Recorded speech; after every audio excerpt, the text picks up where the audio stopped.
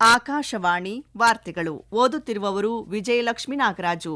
ಮುಖ್ಯಾಂಶಗಳು: ಕೃತಕ ಬುದ್ಧಿಮತ್ತೆಯಿಂದ ದೇಶದಲ್ಲಿ ಸಕಾರಾತ್ಮಕ ಬದಲಾವಣೆ, ರಾಷ್ಟ್ರಪತಿ ದ್ರೌಪದಿ ಮುರ್ಮು ವಿಶ್ವಾಸ.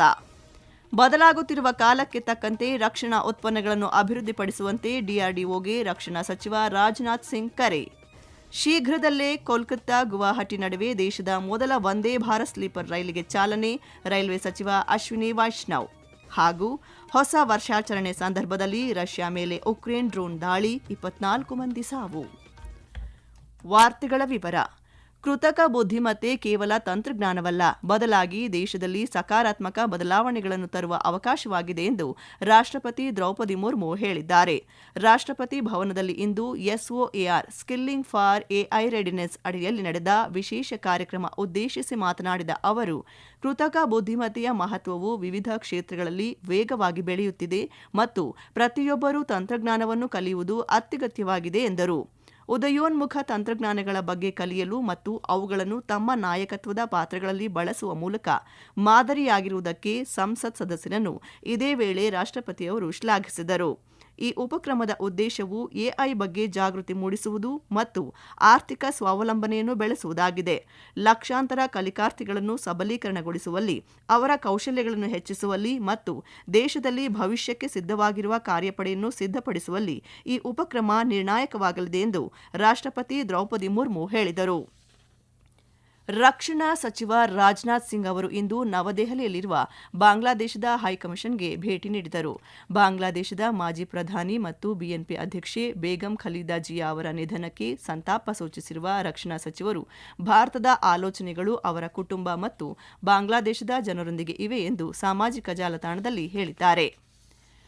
ಆಪರೇಷನ್ ಸಿಂಧೂರ ಸಮಯದಲ್ಲಿ DRDO ಅಭಿವೃದ್ಧಿಪಡಿಸಿದ ಶಸ್ತ್ರಾಸ್ತ್ರಗಳು ವಹಿಸಿದ ನಿರ್ಣಾಯಕ ಪಾತ್ರವು ರಾಷ್ಟ್ರೀಯ ಹಿತಾಸಕ್ತಿ ಕಾಪಾಡುವಲ್ಲಿ ಸಂಸ್ಥೆಯ ಬದ್ಧತೆಗೆ ಸಾಕ್ಷಿಯಾಗಿದೆ ಎಂದು ರಕ್ಷಣಾ ಸಚಿವ ರಾಜನಾಥ್ ಸಿಂಗ್ ಹೇಳಿದ್ದಾರೆ. ನವದೆಹಲಿಯಲ್ಲಿಂದು DRDO ಪ್ರಧಾನ ಕಚೇರಿಯ 68ನೇ ಸಂಸ್ಥಾಪನಾ ದಿನದ ಕಾರ್ಯಕ್ರಮ ಉದ್ದೇಶಿಸಿ ಮಾತನಾಡಿದ ಅವರು, ಸಶಸ್ತ್ರ ಪಡೆಗಳನ್ನು ಅತ್ಯಾಧುನಿಕ ತಂತ್ರಜ್ಞಾನದೊಂದಿಗೆ ಸಜ್ಜುಗೊಳಿಸುವ ಮೂಲಕ ಭಾರತದ ದೇಶೀಯ ಸಾಮರ್ಥ್ಯವನ್ನು ಬಲಪಡಿಸಿದ್ದಕ್ಕಾಗಿ DRDO ಸಂಸ್ಥೆಯನ್ನು ಶ್ಲಾಘಿಸಿದರು. ಮುಂದಿನ ದಶಕದಲ್ಲಿ ಸಂಪೂರ್ಣ ವೈಮಾನಿಕ ರಕ್ಷಣೆಯನ್ನು ಖಚಿತಪಡಿಸಿಕೊಳ್ಳಲು ವಾಯು ರಕ್ಷಣಾ ವ್ಯವಸ್ಥೆಯೊಂದಿಗೆ ಪ್ರಮುಖ ಸಾಧನಗಳ ಸಜ್ಜುಗೊಳಿಸುವ ಜವಾಬ್ದಾರಿಯನ್ನು DRDO ಹೊಂದಿದೆ ಎಂದು ಅವರು ಹೇಳಿದರು. ವೇಗವಾಗಿ ವಿಕಸನಗೊಳ್ಳುತ್ತಿರುವ ತಾಂತ್ರಿಕ ಪರಿಸರ ವ್ಯವಸ್ಥೆಯೊಂದಿಗೆ ಸಮನ್ವಯದಿಂದ ಮುಂದುವರಿಯಲು ಮತ್ತು ಬದಲಾಗುತ್ತಿರುವ ಕಾಲಕ್ಕೆ ಪ್ರಸ್ತುತವಾಗಿರುವ ರಕ್ಷಣಾ ಉತ್ಪನ್ನಗಳನ್ನು ಅಭಿವೃದ್ಧಿಪಡಿಸುವಂತೆ ರಕ್ಷಣಾ ಸಚಿವ ರಾಜನಾಥ್ ಸಿಂಗ್ DRDOಗೆ ಕರೆ ನೀಡಿದರು. ಕೋಲ್ಕತ್ತಾ ಮತ್ತು ಗುವಾಹಟಿ ನಡುವೆ ವಂದೇ ಭಾರತ್ ಸ್ಲೀಪರ್ ರೈಲಿಗೆ ಪ್ರಧಾನಿ ನರೇಂದ್ರ ಮೋದಿ ಶೀಘ್ರದಲ್ಲೇ ಚಾಲನೆ ನೀಡಲಿದ್ದಾರೆ. ದೇಶದ ಮೊದಲ ವಂದೇ ಭಾರತ್ ಸ್ಲೀಪರ್ ರೈಲು ಶೀಘ್ರದಲ್ಲೇ ಸಂಚಾರ ಆರಂಭಿಸಲಿದೆ ಎಂದು ರೈಲ್ವೆ ಸಚಿವ ಅಶ್ವಿನಿ ವೈಷ್ಣವ್ ಘೋಷಿಸಿದ್ದಾರೆ. ನವದೆಹಲಿಯಲ್ಲಿಂದು ಸುದ್ದಿಗೋಷ್ಠಿಯನ್ನುದ್ದೇಶಿಸಿ ಮಾತನಾಡಿದ ಸಚಿವರು, ಮುಂದಿನ 15ರಿಂದ 20 ದಿನಗಳಲ್ಲಿ ಮೊದಲ ವಂದೇ ಭಾರತ್ ಸ್ಲೀಪರ್ ರೈಲನ್ನು ಲೋಕಾರ್ಪಣೆಗೊಳಿಸಲಾಗುತ್ತದೆ. ಭಾರತೀಯ ರೈಲ್ವೆ ಸ್ಥಳೀಯವಾಗಿ ವಿನ್ಯಾಸಗೊಳಿಸಿ ತಯಾರಿಸಿದ ಈ ರೈಲಿನ ಅಂತಿಮ ಹೈಸ್ಪೀಡ್ ಪ್ರಾಯೋಗಿಕ ಪರೀಕ್ಷೆ ಪೂರ್ಣಗೊಂಡಿದೆ ಎಂದು ತಿಳಿಸಿದ್ದಾರೆ. 1000ರಿಂದ 1500 ಕಿಲೋಮೀಟರ್ವರೆಗಿನ ದೂರದ ಪ್ರಯಾಣಕ್ಕೆ ಅನುಗುಣವಾಗಿ 16 ಬೋಗಿಗಳ ವಂದೇ ಭಾರತ್ ಸ್ಲೀಪರ್ ರೈಲನ್ನು ಅಭಿವೃದ್ಧಿಪಡಿಸಲಾಗಿದೆ.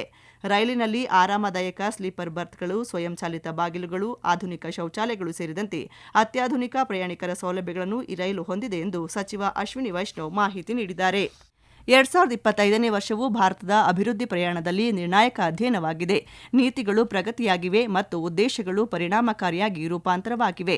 ವಿಶೇಷ ಸರಣಿ ಸುಧಾರಣೆಗಳ ವರ್ಷದಲ್ಲಿ 2025 ಭಾರತೀಯ ಕ್ರೀಡೆಗಳಿಗೆ ಹೇಗೆ ಸ್ಫೂರ್ತಿದಾಯಕ ವರ್ಷವಾಗಿತ್ತು ಎಂಬುದರ ಕುರಿತು ವಿಶೇಷ ವರದಿ ಇದೀಗ ಮೂಡಿಬರಲಿದೆ. 2025ನೇ ವರ್ಷ ಭಾರತೀಯ ಕ್ರೀಡೆಗಳಿಗೆ ಒಂದು ಹೆಗ್ಗುರುತು ವರ್ಷವಾಗಿ ಹೊರಹೊಮ್ಮಿತು. ಅನೇಕ ಕ್ರೀಡಾಕೂಟಗಳಲ್ಲಿ ಭಾರತೀಯ ಕ್ರೀಡಾಪಟುಗಳು ಪ್ರಶಸ್ತಿ ವಿಜೇತರಾದರು. 2025-26ನೇ ಹಣಕಾಸು ವರ್ಷದಲ್ಲಿ ಕೇಂದ್ರ ಸರ್ಕಾರ ಯುವ ವ್ಯವಹಾರ ಮತ್ತು ಕ್ರೀಡಾ ಸಚಿವಾಲಯಕ್ಕೆ ದಾಖಲೆಯ 3,700 ಕೋಟಿ ರೂಪಾಯಿಗಳಿಗೂ ಹೆಚ್ಚು ಹಂಚಿಕೆ ಮಾಡಿದೆ. 2025ರಲ್ಲಿ ಕೇಂದ್ರ ಸಚಿವ ಸಂಪುಟವು ರಾಷ್ಟ್ರೀಯ ಕ್ರೀಡಾ ನೀತಿ 2025 ಅನುಮೋದಿಸಿತು. ಇದು ಭಾರತವನ್ನು ಜಾಗತಿಕ ಕ್ರೀಡಾ ಶಕ್ತಿಯಾಗಿ ಪರಿವರ್ತಿಸುವ ಒಂದು ದಿಟ್ಟ ಮಾರ್ಗಸೂಚಿಯನ್ನು ರೂಪಿಸಿತು. ರಾಷ್ಟ್ರೀಯ ಕ್ರೀಡಾ ಆಡಳಿತ ಕಾಯ್ದೆ 2025 ಜಾರಿಗೆ ಬಂದ ನಂತರ ಈ ಸುಧಾರಣಾ ಆವೇಗ ಮತ್ತಷ್ಟು ಬಲಗೊಂಡಿದೆ. ಈ ಕಾಯ್ದೆಯಡಿಯಲ್ಲಿ ಕ್ರೀಡಾ ಸಂಸ್ಥೆಗಳು ಮಹಿಳೆಯರು, ಚಿಕ್ಕ ವಯಸ್ಸಿನ ಕ್ರೀಡಾಪಟುಗಳು ಮತ್ತು ಇತರೆ ದುರ್ಬಲ ವ್ಯಕ್ತಿಗಳನ್ನು ರಕ್ಷಿಸುವ ಸುರಕ್ಷಿತ ಕ್ರೀಡಾ ನೀತಿಯನ್ನು ಜಾರಿಗೆ ತರುತ್ತದೆ.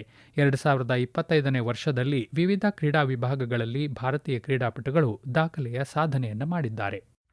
ಈ ವಾರ್ತೆಗಳನ್ನು ಆಕಾಶವಾಣಿಯಿಂದ ಕೇಳುತ್ತಿದ್ದೀರಿ.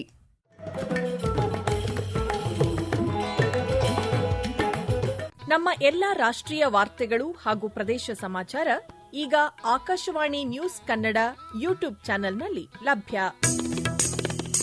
ನಮ್ಮ ಎಕ್ಸ್ ಖಾತೆ ಮತ್ತು ಇನ್ಸ್ಟಾಗ್ರಾಂ ಖಾತೆ ಆಕಾಶವಾಣಿ ನ್ಯೂಸ್ ಕನ್ನಡ. ಹೆಚ್ಚಿನ ಮಾಹಿತಿಗಾಗಿ ನಮ್ಮ ಫೇಸ್ಬುಕ್ ಖಾತೆ ಆಕಾಶವಾಣಿ ವಾರ್ತೆ ಕನ್ನಡವನ್ನು ಅನುಸರಿಸಿ. ನಿಖರ, ನೈಜ ಹಾಗೂ ವಿಶ್ವಾಸಾರ್ಹ ಸುದ್ದಿಗಾಗಿ ಕೇಳಿ ಆಕಾಶವಾಣಿ ವಾರ್ತೆಗಳು.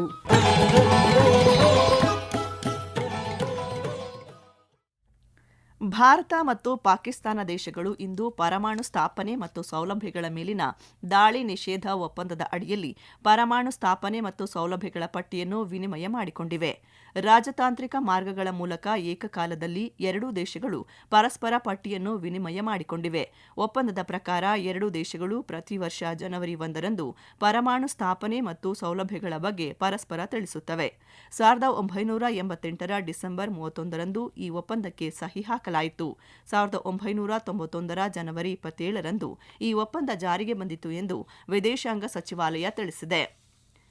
ಭಾರತ ಮತ್ತು ಪಾಕಿಸ್ತಾನ ದೇಶಗಳು ಇಂದು ರಾಜತಾಂತ್ರಿಕ ಮಾರ್ಗಗಳ ಮೂಲಕ ಪರಸ್ಪರ ಬಂಧನದಲ್ಲಿರುವ ಕೈದಿಗಳು ಮತ್ತು ಮೀನುಗಾರರ ಪಟ್ಟಿಯನ್ನು ವಿನಿಮಯ ಮಾಡಿಕೊಂಡಿವೆ.